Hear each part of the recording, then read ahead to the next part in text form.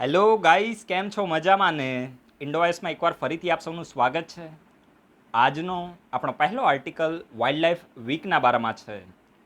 જુઓ, ઇન્ડિયામાં 1 ઓક્ટોબરથી લઈને 8 ઓક્ટોબર સુધીના સપ્તાહને વાઇલ્ડ લાઈફ વીક તરીકે સેલિબ્રેટ કરવામાં આવે છે. આનો મેઇનલી મકસદ શું છે?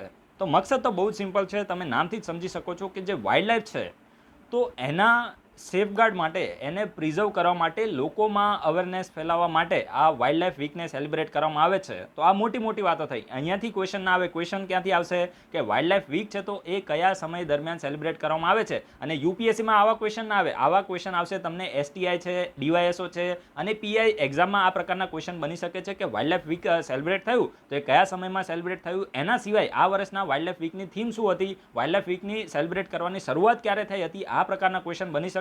તો સૌથી પહેલા તમારે નોટ ડાઉન કરવાનું છે કે ઇન્ડિયાની અંદર જે વાઇલ્ડ લાઈફ વીક છે તો એને સેલિબ્રેટ કરવાનો જે કોન્સેપ્ટ છે તો ઇનિશિયલી ક્યારે આવ્યો હતો? તો 1952 થી 1952 થી લઈને કન્ટિન્યુઅસલી જે વાઇલ્ડ લાઈફ વીક છે તો એને સેલિબ્રેટ કરવામાં આવી રહ્યા છે. અને આ વર્ષના વાઇલ્ડ લાઈફ વીક છે તો એની થીમ શું હતી? તો મેઇનલી જે ઇન્ડિયાની અંદર ફોના જોવા મળે છે તો એના પ્રિઝર્વેશનને પ્રમોટ કરવું આ વર્ષની થીમ હતી. હવે ફોના એટલે શું થાય? ફોના એટલે એનિમલ, જે પ્રાણીઓ સાથે. આ એક એન્વાયરમેન્ટની ટર્મ છે. તમે ફ્લોરા અને ફોના સાંભળ્યું હશે, બરાબર છે? તો અમુક લોકોને આમાં કન્ફ્યુઝ થતી હોય છે. તો આજે હું તમને કી આપું છું જેથી કરીને ભવિષ્યમાં હવે તમને ક્યારે પણ કન્ફ્યુઝ નહીં થાય, બરાબર છે? તો ફ્લોરાને તમે શાની સાથે લિંક કરી શકો? ફૂલ, બરાબર છે? તો ફૂલ શું હોય? તો પ્લાન્ટ. તો આ જે છે ને એન્વાયરમેન્ટની ટર્મ ફ્લોરા એ પ્લાન્ટ માટે યુઝ થાય. અને ફોના હવે એક તો પ્લાન્ટ આવી ગયું તો તમે ઓટોમેટિકલી ડિડ્યુસ કરી શકો કે બાકી જે રહ્યું એ શું હશે? તો કહેવાય ને કે એનિમલ હશે. સમજી ગયા? તો આ જે ફોના છે તો એ એનિમલ માટે યુઝ થાય છે અને જે ફ્લોરા છે તો એ પ્લાન્ટ માટે યુઝ થાય છે. તો આ તમને ખબર પડી ગઈ.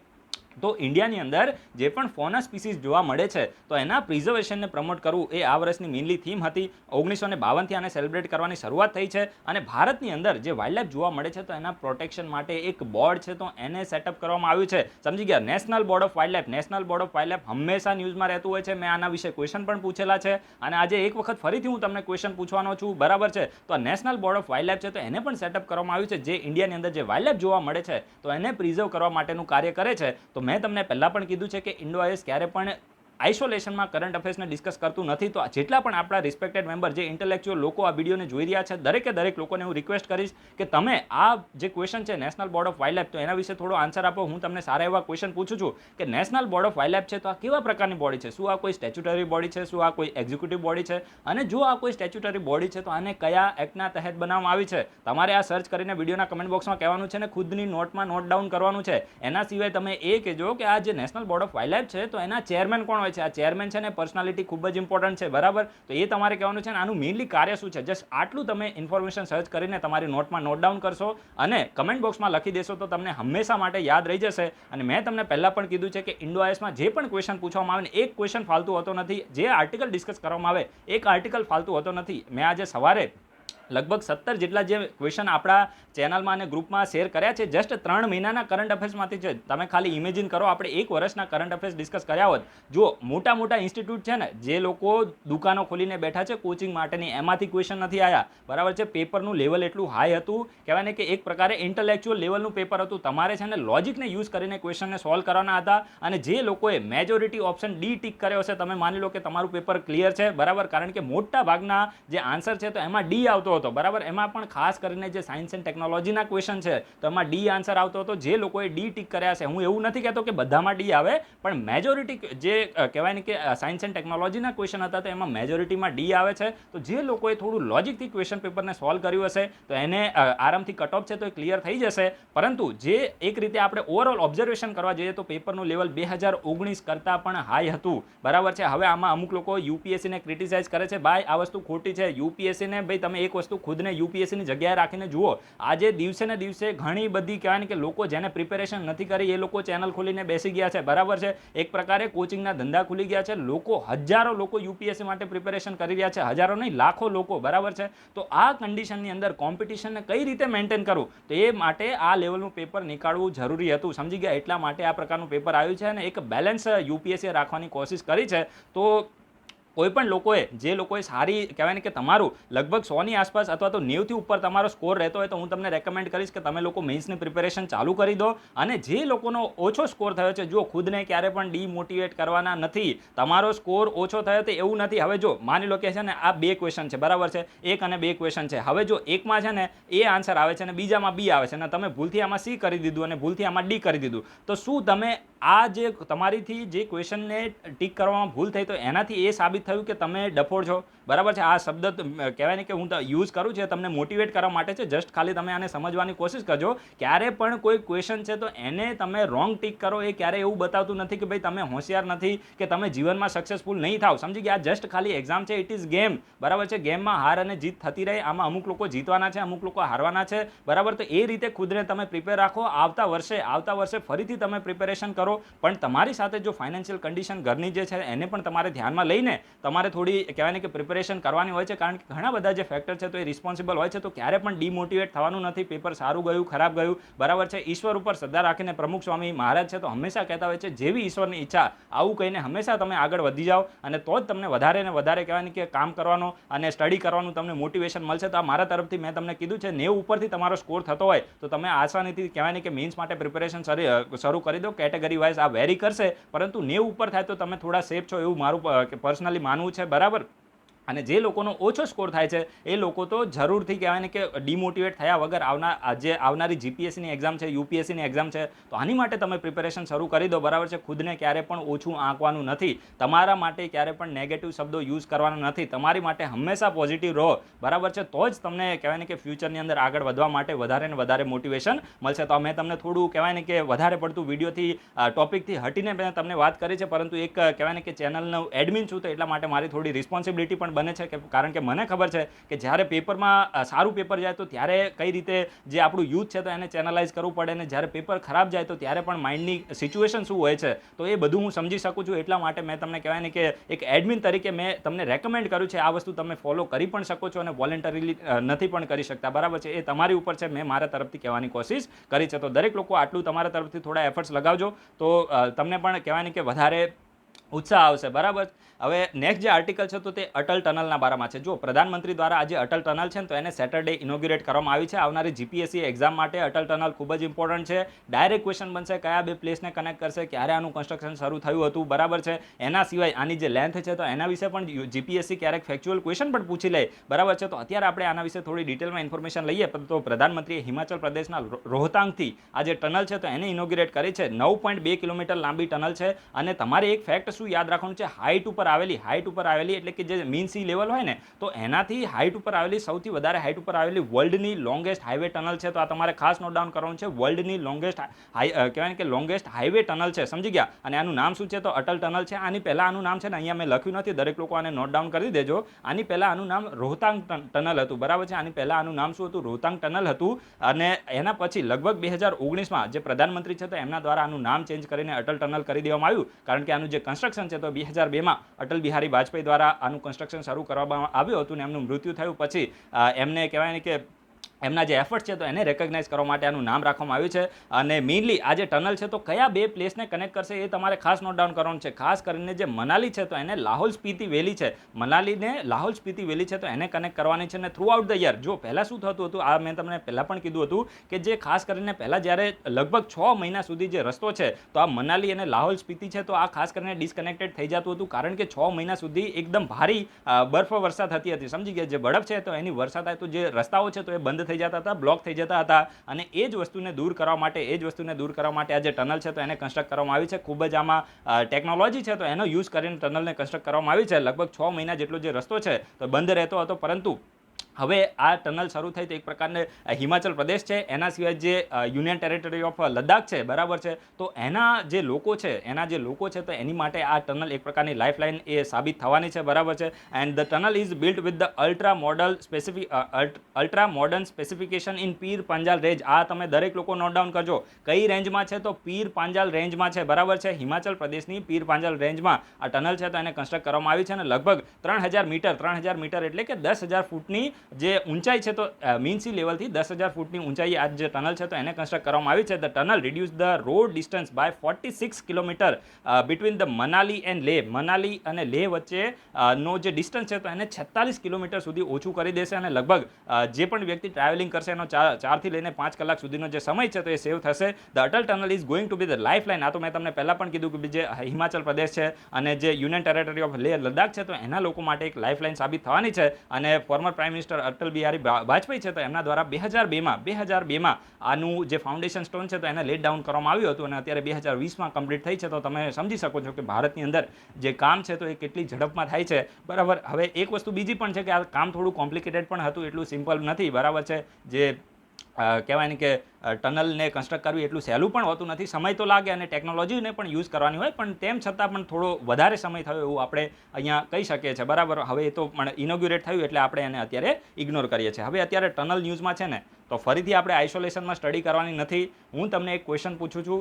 ચેનાની નાસેરી ટનલ આ કયા સ્ટેટ અથવા તો યુનિયન ટેરેટરીમાં આવી છે? હું ડિફેન્સિવ રમું છું. કયા સ્ટેટ અથવા તો યુનિયન ટેરેટરીમાં આવી છે? હવે જે લોકો સ્ટડી કરી હશે તમે સમજી જશો. બરાબર. હવે તમારે આ કહેવાનું છે. એના સિવાય તમારે એ કહેવાનું છે કે આ જે ચેનાની નાસેરી ટનલ છે તો આને ક્યારે ઇનોગ્યુરેટ કરવામાં આવી હતી. બીજી વસ્તુ એ કે કયા બે પ્લેસને કનેક્ટ કરે છે. સમજી ગયા. અને તમારે એની જે લંબાઈ છે, લેન્થ છે તો એ તમારે લખવાની છે ને કયા ફેમસ પર્સનાલિટીના નામ ઉપર. જેમ આનું નામ અટલ ટનલ રાખવામાં આવ્યું ને તો આ ચેનાની નાસેરી ટનલ છે તો એનું નામ પણ એક ફેમસ પર્સનાલિટી એના નામ ઉપર રાખવામાં આવ્યું છે. તો આટલું તમે ગૂગલમાં જઈને સર્ચ કરો અને આના વિશેની ઇન્ફોર્મેશનને ગેધર કરો. સમજી ગયા. એક્ઝામમાં ડાયરેક્ટ ક્વેશ્ચન આવશે એવું જરૂરી નથી કે યુપીએસસી કે જીપીએસસી તમને અટલ ટનલ વિશે જ ક્વેશ્ચન પૂછે. સમજી ગયા. એમાં તો યુપીએસસીમાં તો ક્યારે ભરોસો જ નહીં કરવાનો. બરાબર. અત્યારે જે કરંટ અફેર્સ આવ્યા છે ને કોઈ માણસ એમ ના કહી શકે કે ભાઈ આ વસ્તુમાંથી ડાયરેક્ટ અમારા કરંટ અફેર્સ આવી ગયા. સમજી ગયા. કોઈ પેપર નથી, કોઈ પીઆઈબી નથી, કોઈ ઇન્ડિયન એક્સપ્રેસ નથી, ધ હિન્દુ નથી. યુપીએસસીને જ્યાંથી મન ફાવે ત્યાંથી ક્વેશ્ચન ઉઠાયા છે. બરાબર. એટલે તમારે બધી રીતે તૈયાર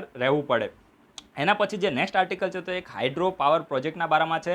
આપણા પ્રધાનમંત્રી છે તો એમને હિમાચલ પ્રદેશના હમીરપુરમાં એક હાઇડ્રો પાવર પ્રોજેક્ટ છે જેનું નામ છે, હું આનું નામ થોડું વાંચી લઉં, ધોલા સીધ હાઇડ્રો પાવર પ્રોજેક્ટ. તો આ છે ને દરેક લોકો આને ખાસ નોટ ડાઉન કરજો. 66 મેગાવોટનો. હવે આ મેગાવોટ છે ને એને પણ નોટ ડાઉન કરજો. જીપીએસસી આ પ્રકારના ક્વેશ્ચન પૂછે છે. 2019ની જે પ્રિલિમ એક્ઝામ હતી ને એમાં જીપીએસસી એક પાઇપલાઇન છે ને ઇન્ડિયા અને કહેવાય ને કે નેપાળની વચ્ચે પેટ્રોલિયમ પાઇપલાઇન શરૂ થઈ હતી. બરાબર છે. તો એમાં પાઇપલાઇનની લેન્થ કેટલી હોય આ પ્રકારનો ફાલતુ ક્વેશ્ચન પૂછ્યો હતો. ત્યારે મને એક વસ્તુ ખબર પડી ગઈ કે ભાઈ યુપીએસસી અને જીપીએસસીમાં શું ડિફરન્સ છે. બરાબર છે. જીપીએસસી એક સારી બોડી છે, એની માટે રિસ્પેક્ટ પણ છે, પરંતુ જે યુપીએસસી છે ને એ ટોટલી એનાલિટિકલ ક્વેશ્ચન પૂછે છે. સમજી ગયા. જે લોકોએ એક અન્ડરસ્ટેન્ડિંગ હોય તો એ લોકો યુપીએસસીના ક્વેશ્ચનને સોલ્વ કરી શકે છે, પરંતુ જીપીએસસીમાં શું થાય કે તમારે ક્યારેક ફેક્ટ છે તો એને પણ રિમેમ્બર કરવા પડે છે. તો એ હવે પાઇપલાઇનની લેન્થ કેટલી હતી, હવે એ પ્રકારનો ક્વેશ્ચન છે તો એ મારાથી પણ રોંગ થઈ ગયો હતો. બરાબર છે. જ્યારે મેં પેપર સોલ્યુશન અપલોડ કર્યું ને ત્યારે મને એમ હતું કે ભાઈ આ તો બે પ્લેસને કનેક્ટ કરે છે, તો મેં તો ડાયરેક્ટ વિડીયોમાં કહી દીધું કે ભાઈ આ જ વસ્તુ આવે છે.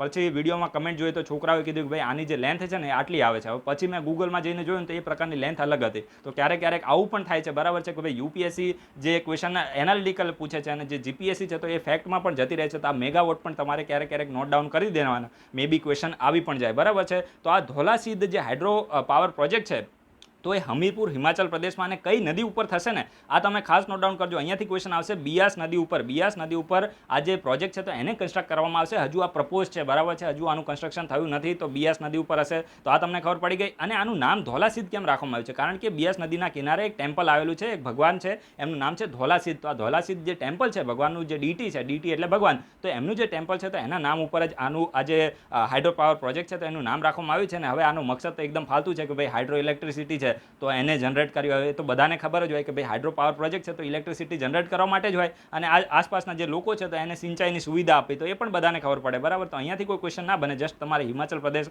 અને હમીરપુર આ બધું તમારે લખી દેવાનું છે. એના પછી જે નેક્સ્ટ આર્ટિકલ છે ને આ એક્ઝામ માટે રેલેવન્ટ છે. અહીંયાથી ડાયરેક્ટ ક્વેશ્ચન બનવાનો છે. બરાબર છે. એમાં જીપીએસસીમાં જે ડીવાયએસઓ, એસટીઆઈ, પીઆઈની એક્ઝામ આવશે એમાં તો ક્વેશ્ચન બનશે જ તે. બરાબર છે. તો ખાસ કરીને બોંગો સાગર, હવે આ નામ થોડું કોમ્પ્લિકેટેડ છે, બોંગો સાગર એક્સરસાઇઝ. બરાબર. હવે તમે નામથી જ આને તમે લિંક કરી શકો છો. તો બોંગો સાગર એક્સરસાઇઝ સેકન્ડ એક્સરસાઇઝ છે કોની વચ્ચે? તો ઇન્ડિયન નેવી અને બાંગ્લાદેશની નેવી. દરેક લોકો નોટ ડાઉન કરી દો. કઈ નેવી? ઇન્ડિયન નેવી અને બાંગ્લાદેશની નેવી વચ્ચેની સેકન્ડ બાયલેટરલ એક્સરસાઇઝ છે. આ કેવી એક્સરસાઇઝ છે? બાયલેટરલ એટલે કે બે કન્ટ્રી વચ્ચે જ થાય છે. સમજી ગયા. બોંગો સાગર. બરાબર. કોની વચ્ચે છે? તો ઇન્ડિયા અને બાંગ્લાદેશની નેવી વચ્ચેની એક્સરસાઇઝ છે અને રિસેન્ટલી આની જે સેકન્ડ એક્સરસાઇઝ છે લગભગ 3 ઓક્ટોબરના દિવસે શરૂ થઈ હતી અને કઈ જગ્યાએ તો નદન બે ઓફ બેંગાલ એટલે કે જે બંગાળની ખાડી છે તો એના નદન પાર્ટમાં 3 ઓક્ટોબરના દિવસે આ જે એક્સરસાઇઝ છે તો એ શરૂ થઈ હતી. તો બોંગો સાગર કોની વચ્ચે છે તો ઇન્ડિયા અને બાંગ્લાદેશની નેવી વચ્ચે છે અને આ જે બોંગો સાગરની જે પહેલી એડિશન છે તો 2019માં થઈ હતી. અને હવે મકસદ તો એકદમ ફાલતુ છે. મેં તમને પહેલાં કીધું કે એક્સરસાઇઝનો મકસદ હંમેશા જ્યારે એક્સરસાઇઝ આવે ત્યારે તમારે સમજી જવાનું કે જે બી કન્ટ્રી છે તો એની નેવી હોય, એરફોર્સ હોય કે માની લો કે કોસ્ટગાર્ડ હોય કે આર્મી હોય તો એની વચ્ચે કહેવાય ને કે ઇન્ટરઓપરેબિલિટી છે તો એને વધારવી, એના સિવાય એકબીજાના એક્સપિરિયન્સ છે તો એને શેર કરવા, બેસ્ટ પ્રેક્ટિસીસ છે તો એને શેર કરી તો મોટી મોટી વાતો થાય, અહીંયાથી કોઈ ક્વેશ્ચન ના બને. સમજી ગયા? તો તમારે જસ્ટ એટલું નોટ ડાઉન કરવાનું છે કે 2019માં પહેલી એડિશન થઈ હતી અને અત્યારે બીજી એડિશન છે, નદન બે ઓફ બેંગાલમાં છે. બોંગો સાગર ઇન્ડિયા અને બાંગ્લાદેશની નેવી વચ્ચેની એક્સરસાઇઝ છે. સાગર એટલે તમે લિંક કરી શકો ને, સાગર એટલે એક દરિયા પાણી સાથે લિંક થાય ને એટલા માટે નેવી આવે છે. બરાબર. હવે એક્સરસાઇઝ છે તો એક વખત ફરીથી આપણે આઇસોલેશનમાં સ્ટડી નથી કરવી. હું તમને જે પણ રિવિઝન કરાવું, જો મેં હેગ કન્વેન્શન વિશે તમને ક્વેશ્ચન પૂછ્યો હતો ને યસ્ટરડેનું યુપીએસસીનું તમે પેપર જોઈ લેજો, હેગ કન્વેન્શન વિશે ડાયરેક્ટ ક્વેશ્ચન આવ્યો હતો. બરાબર છે. તો આ પ્રકારના તમારે હું ક્વેશ્ચન અહીંયા જે પૂછું છું એને પ્રાયોરિટી આપવાની. આપણે એમ રામ કહેવાય ને કે પેલા પ્રિપેરેશન કર્યા વગર ચેનલ ખોલી દીધી એવું નથી. મેં આના વિશે સારું એવું કાર્ય કરેલું છે, મને અનુભવ છે, એટલા માટે જ હું તમને કહું છું. લગભગ છેલ્લા 3 વર્ષમાં કોઈ પણ ટોપિક આવશે ને હું ડાયરેક્ટ લિંક કરી દઈશ. બરાબર. એમ રામ આપણે ક્યારેય મોટી મોટી વાતો કે ફેંકતા નથી. જે રિયલ હોય છે એ તમારી સામે છે અને તમે પેપરમાં યસ્ટરડે જોઈ પણ શકો છો. આ પ્રકારના બેઠા ક્વેશ્ચન આવી જાય છે અને ગ્રેટ ઇન્ડિયન બસ્ટર્ડ છે અને એના સિવાય જે બિરસા મુંડાનું જે રિબેલિયન હતું, બરાબર છે, તો એમાં મેં તમને ઉલગુલન, આપણે તમે યુટ્યુબમાં આપણા વિડીયો અપલોડ જ છે, મેં એક પણ ડિલીટ કરેલા નથી તો તમે ત્યાં પણ જોઈ શકો છો. ઉલગુલન શબ્દ છે તો મેં ત્યાં યુઝ કરેલો છે અને એ જ ક્વેશ્ચન યસ્ટરડે યુપીએસસી પણ પૂછી લીધો. તો આ પ્રકારના કહેવાય ને કે યુપીએસસીમાં ક્વેશ્ચન ગમે ત્યાંથી આવી જાય. સમજી ગયા? તો એ રીતે તમારે ખુદને પ્રિપેર રાખવા પડે. અહીંયા ખાલી જીપીએસસી કે સ્પીપા માટે ક્વેશ્ચન ડિસ્કસ થતા નથી. આ યુપીએસસી લેવલના પણ અહીંયા આપણે ડિસ્કસ કહેવાય ને કે ટોપિકને ડિસ્કસ કરીએ છીએ તો તમારે એ રીતે પણ થોડું કહેવાય ને કે જે ટોપિક હોય તો એને સિરિયસલી લેવાનો છે. બરાબર. તો હવે હું તમને એક ક્વેશ્ચન પૂછી લઉં છું. અત્યારે બોંગો સાગર વિશે ક્વેશ્ચન પૂછો ને તો હવે દરેક લોકો આન્સર આપો કે એક્સરસાઇઝ સંપ્રીતિ, બરાબર છે, સંપ્રીતિ એક્સરસાઇઝ એ ઇન્ડિયા અને બીજી કઈ કન્ટ્રી વચ્ચેની એક્સરસાઇઝ છે? એક્સરસાઇઝ સંપ્રીતિ. બરાબર. અને બીજી એક્સરસાઇઝ છે એક્સરસાઇઝ અલ નાગ. બરાબર છે. ગૂગલમાં જસ્ટ તમારે સર્ચ કરી અને વધારે પડતી ઇન્ફોર્મેશન નહીં લેવાની કે ભાઈ કઈ તારીખે થઈ હતી ને કયા વર્ષમાં થઈ હતી, ખાલી તમારે એડિશન નોટ ડાઉન કરી દેવાનું કે ભાઈ લેટેસ્ટ એડિશન હતું 2019 હોય કે 20 હોય તો એનું લેટેસ્ટ એડિશન કયું હતું, કઈ જગ્યાએ થઈ હતી અને કઈ કન્ટ્રી વચ્ચે છે, ઇન્ડિયા અને બીજી કઈ કન્ટ્રી વચ્ચે છે. બસ આટલું તમારે લખવાનું, એક જ વર્ડમાં લખવાનું. એવું નહીં કે આખું બેઠું સ્ટેટમેન્ટ હોય તો એને તમે નોટ ડાઉન કરી દો. જેવી રીતે આને મારે નોટ ડાઉન કરવું હોય ને તો હું શું કરું, XEX કરું, પછી બોંગો સાગર કરું, પછી ઇન્ડો બાંગ્લા કરું, પછી સેકન્ડ કરી દઉં અને ફર્સ્ટ કરવું હોય તો 2019 કરી દઉં. તો આટલું જ તમારે કરવાનું છે. બરાબર. એનાથી વધારે કશું તમારે નોટમાં નોટ ડાઉન કરવાનું હોતું નથી. એક જ લાઇનની અંદર તમારે પતાવવાનું હોય છે જેથી કરીને તમે ઝડપથી એનું રિવિઝન કરી શકો. તો આ એક્સરસાઇઝ સંપ્રીતિ અને અલનાગ વિશે દરેક લોકો આન્સર આપશે. એના પછી જે નેક્સ્ટ આર્ટિકલ છે તો તે ટેક્સટાઇલ ટ્રેડિશન ઉપર ઇન્ટરનેશનલ વેબિનારના બારામાં છે. સૌથી પહેલાં તમારે નોટ ડાઉન શું કરવાનું છે કે આ international webinar on textile tradition આ કોના દ્વારા ઓર્ગેનાઇઝ કરવામાં આવ્યો હતો? તો Indian council of cultural relation, Indian council four cultural relation છે, ICCR. તો આના દ્વારા આને ઓર્ગેનાઇઝ કરવામાં આવ્યું હતું. તો દરેક લોકો આને નોટ ડાઉન કરી દીધું. અને અત્યારે ન્યૂઝમાં કેમ આવ્યું છે તો આપણા પ્રધાનમંત્રીએ આ જે વેબિનાર હતો તો એની અંદર શું આપ્યું છે, પોતાની સ્પીચ આપી છે, એડ્રેસ કર્યું છે. સમજી ગયા? તો અહીંયાથી છે ને ખાસ કરીને સાડી કહેવાય ને કે ટેક્સટાઇલ વિશે સારા એવા ક્વેશ્ચન બની શકે છે. બરાબર. તો દરેક લોકોને હું જ્યાંનું પણ ટેક્સટાઇલ કહું ને એ દરેક લોકો નોટ ડાઉન કરજો. 2019ની અથવા તો 2018ની જીપીએસસીની એક્ઝામમાં ક્વેશ્ચન આવેલા છે. હું તમને યુપીએસસીના ક્વેશ્ચન પણ કહું છું. બરાબર છે. તો દરેક લોકો આને નોટ ડાઉન કરજો. એની પહેલાં આ વેબિનાર થયો એની થીમ શું હતી એને આપણે નોટ ડાઉન કરી દઈએ. તો ખાસ કરીને weaving relation textile tradition, weaving relation અથવા તો વિવિંગ રિલેશન ટેક્સટાઇલ ટ્રેડિશન આ વર્ષની થીમ હતી. તો દરેક લોકો આને નોટ ડાઉન કરી દીધી. અને Indian council four cultural relation છે અને ઉત્તર પ્રદેશનું જે ઇન્સ્ટિટ્યૂટ ઓફ ડિઝાઇન છે તો એના દ્વારા આ જે વેબિનાર હતો તો એને ઓર્ગેનાઇઝ કરવામાં આવ્યું હતું. અને ખાસ કરીને આ વેબિનાર હતો તો એમાં ઇન્ડિયાનું જે રીચ કલ્ચર છે, ખાસ કરીને જે ટેક્સટાઇલ ટ્રેડિશન છે તો એને શોકેસ કરવામાં આવી હતી. તો જો હવે હું તમને છે ને સારું એવું ટેક્સટાઇલ છે, કયા સ્ટેટનું કયું ટેક્સટાઇલ છે તો એના વિશે ઇન્ફોર્મેશન આપું છું. કલમકારી પેઇન્ટિંગ વિશે, બરાબર છે, અને કલમકારી જે ટેક્સટાઇલ છે તો એના વિશે યુપીએસસીએ ક્વેશ્ચન પૂછેલો છે. બરાબર છે. તો કલમકારી મેં તમને જીઆઈ ટેગ કીધું હતું ને, આંધ્રપ્રદેશ અને તેલંગાના આવે છે. તો કલમકારી ક્યાંનું છે તો આંધ્રપ્રદેશનું છે. પછી મુગા સિલ્ક, આ મુગા સિલ્ક વિશે યુપીએસસીએ ક્વેશ્ચન પૂછેલો છે. દરેક લોકો નોટ ડાઉન કરજો. હું જે વસ્તુ કહું ને તમારે પ્રીવિયસ યરમાં જઈને જોઈ લેવાનું, તમને ક્વેશ્ચન જોવા મળશે 1995થી લઈને 2020 સુધીના ક્વેશ્ચન તમે જોઈ લેજો, તમને ક્યાંક ને ક્યાંક આ પ્રકારના દરેકે દરેક તમને ક્વેશ્ચન ત્યાં જોવા મળશે. તો મુગા સિલ્ક ક્યાંનું છે? તો આસામનું છે. એના સિવાય પશ્મિના શોલ ક્યાંનું છે? તો કાશ્મીરનું. દરેક લોકો નોટ ડાઉન કરશે. એના પછી જે પંજાબ છે તો આના વિશેનો ક્વેશ્ચન, આ ફુલકારી પેઇન્ટિંગ મેં તમને પહેલાં કીધું ને કે જીપીએસસી 2018 કે 19માં તમે પેપરને જોવું હોય તો જોઈ લેજો, ત્યાં આ ફુલકારી વિશે ક્વેશ્ચન પૂછેલો છે.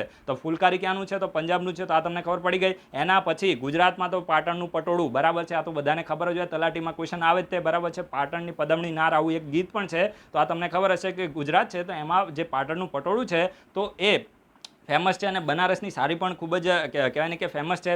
અને જે ચાંદેરી ફેબ્રિક ક્યાંનું છે? તો મધ્યપ્રદેશનું. નોટ ડાઉન કરજો, ક્વેશ્ચન ડાયરેક્ટ બનશે, મેચ ધ ફોલોઈંગમાં આવે તો ચાંદેરી ફેબ્રિક ક્યાંનું છે? તો મધ્યપ્રદેશનું છે. અને ઓડિશા માટે સાંબલપુરી ફેબ્રિક, ઓડિશાનું શું છે? સાંબલપુર. ઓડિશામાં સાંબલપુર આવે છે, તમને ખબર હશે. તો ઓડિશાનું સાંબલપુરી ફેબ્રિક. તો આટલા ફેબ્રિકના તમારે નામ છે તો એને નોટ ડાઉન કરી દેવાના છે. એક વખત ફરીથી તમને રિવિઝન કરાવી દઉં છું. તો કલમકારી સાની સાથે લિંક છે? આંધ્રપ્રદેશ. એના પછી મુગા સિલ્ક સાની સાથે છે? તો આસામ સાથે છે. અને પશ્મિના શોલ છે, પશ્મિના શોલ તો એ કાશ્મીર છે. એના પછી ફુલકારી છે તો પંજાબ છે. ગુજરાત છે તો પટોળું, આ તો બધાને ખબર જ હોય. બનારસી સાડી પણ ખૂબ જ ફેમસ છે. એના સિવાય ચાંદેરી ફેબ્રિક છે તો મધ્યપ્રદેશ છે. અને વાઇબ્રન્ટ સાંબલપુર કહેવાય ને કે ફેબ્રિક તો એ ઓડિશાનું છે. તો આટલું તમારે દરેક લોકોએ આને નોટ ડાઉન કરવાનું છે. હવે આખી લાઈન તમારે નોટમાં લખવાની નથી. ગુજરાત પટોળું આવું કરી દેવાનું, પછી સાંબલપુર ફેબ્રિક ઓડિશા કરી દેવાનું, ચાંદેરી ફેબ્રિક એમપી કરી દેવાનું. તો આ રીતે તમારે નોટ ડાઉન કરવાનું છે, જેથી કરીને તમે ઝડપથી રિવિઝન કરી શકો. સાથે સાથે તમને નોટ્સ કઈ રીતે બનાવી એ પણ હું કહેતો રહું છું, જેથી કરીને થોડો વિડીયો ભલે લાંબો થઈ જાય પરંતુ તમને એક આઈડિયા આવી જાય ને, પછી તમને ફ્યુચરમાં કોઈ પ્રોબ્લેમ ના આવે. સમજી ગયા? એ જ આપણો અલ્ટિમેટ ઇન્ટેન્શન છે. એના પછી જે નેક્સ્ટ આર્ટિકલ છે તે મલ્ટી મોડ હેન્ડ ગ્રેનેડના બારામાં છે. હવે જો આપણી જે ડિફેન્સ મિનિસ્ટ્રી છે ને, તો એને એક પ્રાઇવેટ એન્ટિટી, એટલે કે આપણે એન્ટિટી એટલે એક કંપની કહીએ, તો એની સાથે કોન્ટ્રાક્ટને સાઇન કર્યો છે. અને એ કોન્ટ્રાક્ટમાં 10 લાખ જેટલા મલ્ટી મોડ હેન્ડ ગ્રેનેડ છે તો એ સપ્લાય કરવામાં આવશે. તો એ કોણ સપ્લાય કરશે? એનું પ્રોડક્શન કોણ કરશે? તો પ્રાઇવેટ એન્ટિટી કરશે. હવે પ્રાઇવેટ કંપનીનું આપણે નામ યાદ રાખવાની જરૂર નથી. આ ગ્રેનેડ એટલે તમે સમજી શકો ને, એક પ્રકારનો દેશી ભાષામાં આપણે બોમ્બ જેવું આપણે આને કહી શકીએ. સમજી ગયા? તો હવે સૌથી પહેલાં તમારે નોટ ડાઉન શું કરવાનું છે કે ભાઈ ડિફેન્સ મિનિસ્ટ્રીએ 10 લાખ જેટલા બોમ્બ માટે લગભગ 400 કરોડનો કોન્ટ્રાક્ટ તો સાઇન કર્યો, પરંતુ શું આ જે મલ્ટી મોડ હેન્ડ ગ્રેનેડ છે આને ડેવલપ કોને કર્યા છે? બરાબર. હવે ડેવલપ કરવું અને પ્રોડક્શન કરવું વસ્તુ અલગ છે. માની લો કે કોઈ XYZ નામના વ્યક્તિએ એક ટેકનોલોજી છે તો એને ડેવલપ કરી દીધી, પછી એ વ્યક્તિ પાસે એટલો બધો ટાઈમ નથી કે એની પાસે એટલા બધા રિસોર્સિસ નથી કે એ વ્યક્તિ એ પર્ટિક્યુલર જે પ્રોડક્ટ ડેવલપ થઈ એનું વધારે માત્રામાં કન્સ્ટ્રક્શન કરી શકે. સમજી ગયા? પ્રોડક્શન કરી શકે. તો એ વસ્તુ આ વ્યક્તિ શું કરશે? X નામનો વ્યક્તિ પોતાએ જે પણ કહેવાય ને કે પ્રોડક્ટને ડેવલપ કરી છે તો એની ટેકનોલોજીને બી નામના વ્યક્તિને ટ્રાન્સફર કરી દે. સમજી ગયા? એને કોઈ પણ પ્રોડક્ટને ડેવલપ કર્યું હોય તો એના વધારે, માની લો કે 1 યુનિટ છે તો એના 100 યુનિટ કરવા હોય તો આની પાસે ટાઈમ ના હોય, તો આ વ્યક્તિ શું કરી દે? બી નામના વ્યક્તિને ટેકનોલોજી ટ્રાન્સફર કરી દે. તો એવી રીતે આ જે મલ્ટી મોડ હેન્ડ ગ્રેનેડ છે તો આને ડેવલપ કોને કર્યા છે? તો DRDOની લેબોરેટરી દ્વારા આને ડેવલપ કરવામાં આવે છે. દરેક લોકો નોટ ડાઉન કરજો. DRDOની લેબોરેટરી દ્વારા આ જે મલ્ટી મોડ હેન્ડ ગ્રેનેડ છે તો એના દ્વારા આને ડેવલપ કરવામાં આવે છે. એન્ડ DRDOની જે facility terminal ballistic research laboratory છે તો આના દ્વારા આને ડેવલપ કરવામાં આવે છે. તો દરેક લોકોને યાદ રહી ગયું હશે. અને this grenade will be replacing the World War II vintage Mills bomb. હવે જો World War II ના સમયના જે મિલ્સ બોમ્બ છે તો એને યુઝ કરવામાં આવી રહ્યા હતા. તો આ જે મિલ્સ બોમ્બ છે તો એને રિપ્લેસ કોણ કરશે? તો multi mode hand grenade replace કરવાનું છે. અને આ મલ્ટી મોડ હેન્ડ ગ્રેનેડ છે તો આને ઓફેન્સિવ અને ડિફેન્સિવ બંને પર્પઝ માટે યુઝ કરવામાં આવશે. હવે ઓફેન્સિવ અને ડિફેન્સિવનો મતલબ શું થાય? તો જો માની લો કે ડિફેન્સિવ એટલે શું થાય કે પાકિસ્તાને ઇન્ડિયા ઉપર અટેક કર્યો અથવા તો ચાઇનાએ ઇન્ડિયાની ઉપર અટેક કર્યો, તો આ સમયની અંદર ઇન્ડિયાને પ્રોટેક્ટ કરવા માટે ઇન્ડિયા પોતાના ડિફેન્સ માટે શું કરે? આ જે મલ્ટી મોડ હેન્ડ ગ્રેનેડ છે તો એનો યુઝ કરીને પાકિસ્તાન ઉપર આ બોમ્બ છે અથવા તો ગ્રેનેડ છે તો એનાથી અટેક કરે. સમજી ગયા? તો આને શું કહેવાય? આને ડિફેન્સિવ કહેવાય. ઓફેન્સિવ કોને કહેવાય? ઓફેન્સિવ એ કહેવાય કે આ પ્રકાર અહીંયા પાકિસ્તાન છે અને અહીંયા ચાઇના છે અને ઇન્ડિયા શું કે ચાલ ભાઈ તારે શું છે આવી જા. સમજી ગયા? એટલે આપણે દેશી ભાષામાં આવું કહીએ ને કે ભાઈ શું છે બોલ, તારે શું હતું? સમજી ગયા? તો એ રીતે ઓફેન્સિવ એટલે કે આપણે ખુદ ઓફેન્સિવ થઈ જાય, સામેથી બોલે કે ભાઈ તારે શું હતું, વધારે પડતો ચપચપ કેમ કરે છે. સમજી ગયા? તો આ પ્રકારનો જે એટીટ્યુડ હોય તો એને આપણે ઓફેન્સિવ કહે છે. એટલે કે ઇન્ડિયા સામેથી ચાઇના અથવા તો પાકિસ્તાન સામે લડવા જાય તો આ પ્રકારની કન્ડિશન જે હોય તો એને આપણે ઓફેન્સિવ કહે છે. તો આ તમને બધાને ખબર પડી ગઈ હશે. તો હવે આ જે બોમ્બ છે ગ્રેનેડ છે તો એને બંને પર્પઝ માટે ઓફેન્સિવ અને ડિફેન્સિવ બંને પર્પઝ માટે યુઝ કરવામાં આવશે. અને ઇન જનરલ ખાસ કરીને આ જે મલ્ટી મોડ હેન્ડ ગ્રેનેડ છે તો એને ડિફેન્સિવ પર્પઝ માટે યુઝ કરવામાં આવતા હોય છે. બરાબર છે. તો આ વસ્તુ તમારે દરેક લોકોએ આના વિશેની જે ઇન્ફોર્મેશન મેં તમને આપી એ તમારે નોટ ડાઉન કરવાની છે. અને ઉપર હું તમને એક ક્વેશ્ચન પૂછી લઉં. બરાબર છે. આ જે બોડી છે ને આના વિશે હું તમને ઉપર ક્વેશ્ચન પૂછવાનું ભૂલી ગયો છું. ખૂબ જ ઇમ્પોર્ટન્ટ બોડી છે. હવે ઇમ્પોર્ટન્ટ હું શા માટે કહું છું, કારણ કે કલ્ચરલ રિલેશન છે ને, તમને શું લાગે ક્વેશ્ચન આવે ને, હવે જો યુપીએસએ તમને કન્ફ્યુઝ કરવા ને આ યુપીએસનું હું તમને કહેવાય ને કે ક્વેશ્ચન પૂછવાની રીત કહું. હવે Indian council four cultural relation છે ને, તો તમને લખે કે આ બોડી છે તો કઈ મિનિસ્ટ્રીમાં આવે છે. બરાબર. પછી તમને સૌથી પહેલાં શું આપશે? મિનિસ્ટ્રી ઓફ કલ્ચર આપશે. બરાબર છે. હવે હું તમને ઓપ્શન આપશું, જે લોકોને પ્રિપેરેશન હોય ને ડાયરેક્ટ જોયા વગર આન્સર આપજો. મિનિસ્ટ્રી ઓફ કલ્ચર આપશે. બીજું શું આપશે? મિનિસ્ટ્રી ઓફ એક્સટર્નલ અફેર્સ આપશે. ત્રીજું શું આપશે? Ministry of HRD. અને ચોથું આપશે નન ઓફ ધ અબોવ. હવે તમે આનો આન્સર આપો કે આ કઈ મિનિસ્ટ્રીમાં આવે છે. બરાબર. હવે ગૂગલમાં જઈને તમે સર્ચ કરજો આ Indian council four cultural relation છે કઈ મિનિસ્ટ્રીમાં આવે છે. બરાબર. તો આ તમારે આન્સર આપવાનો છે. એના પછી તમારે એ કહેવાનું છે કે આ જે બોડી છે તો એને ક્યારે સેટઅપ કરવામાં આવી હતી અને કઈ ફેમસ પર્સનાલિટી દ્વારા આ બોડીને સેટઅપ કરવામાં આવી હતી અને આનું મેઇનલી કાર્ય શું છે. આટલા ટોપિકને તમે રિવિઝન કરશો, આપણી 100% ગેરંટી છે કોઈ પણ ક્વેશ્ચન આવશે તમારો ક્યારેય ક્વેશ્ચન રોંગ થવાનો નથી. બરાબર છે. તો આજે આપણે બધા આર્ટિકલને ડિસ્કસ કરી લીધા છે. વિડીયો થોડો લાંબો થયો છે અને શરૂઆતમાં થોડું ભાષણ જેવું લાગ્યું હોય તો એની માટે સોરી, પરંતુ એ જરૂરી હતું એટલા માટે મેં તમને કીધું છે. આમ તો હું વધારે પડતું ભાષણ આપતો નથી, પણ ક્યારેક જરૂર હોય તો આપણે બોલવું પણ પડે છે. બરાબર. તો એ રીતે તમારે થોડું મેનેજ કરી લેવાનું છે. અને એવું લાગે તો તમારે થોડું સ્કીપ કરી દેવાનું. બરાબર. જેને એવું લાગે કે ભાઈ આ ભાષણ છે અને તમે સ્કીપ પણ કરી શકો છો. જે કામનું હોય એ તમારે સાંભળી લેવાનું. અને વિડીયો વધારે લાંબો લાગે તો તમે બેની સ્પીડમાં પણ વિડીયોને જોઈ શકો છો. અને અમુક લોકો એમ કે ભાઈ હું વધારે સ્પીડમાં બોલું છું, તો ભાઈ ઉપર છે ને 3 ડોટ આપે છે, ત્યાંથી તમે 0.75 અથવા તો 0.5 કરી દો. કારણ કે મારી પાસે છે ને 20 મિનિટનો હું વિડીયો બનાવવાનો હોય તો જો ધીમે ધીમે બોલવા જાવ તો 40 મિનિટ થાય ને મને ક્યારે પોસાતું નથી. તમને એવું લાગે તો તમે વિડીયોને યા તો તમે બંધ કરી દો કાં તો ઓછી સ્પીડ કરીને ત્યાંથી તમે જોઈ શકો છો. બાકી હું તો છે ને 2ની સ્પીડમાં વિડીયો જોવાવાળો માણસ છું, કારણ કે અમુક એ રીતે સમયને પણ મેનેજ કરતાં આપણે શીખવું પડે. બરાબર છે. તો એ રીતે તમારે થોડું જોઈ લેવાનું છે.